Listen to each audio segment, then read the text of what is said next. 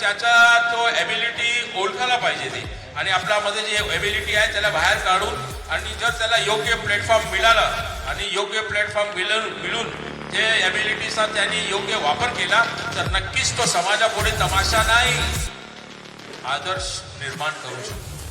तर त्याच अनुषंगाने आम्ही ही इथं थोडीशी एक प्रयत्न केला की पुणे महानगरपालिकेच्या संयुक्त विद्यमाने आणि para target shooting association Pune यांच्या संयुक्त विद्यमाने आम्ही इथं ही स्पर्धा दरवर्षी आयोजित करतो. आणि मागच्या वेळेस आम्ही नॅशनल स्पर्धा, राष्ट्रीय स्तरावर स्पर्धा घेतली आणि खेलो उत्सव इथं साजरा करण्यात आला.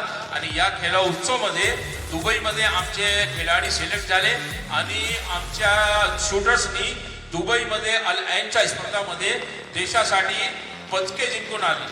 हे आम्हाला अभिमानाने सांगावं लागणार की दिव्यांगांनी भारत देशासाठी पदके आणली परदेशात जाऊन.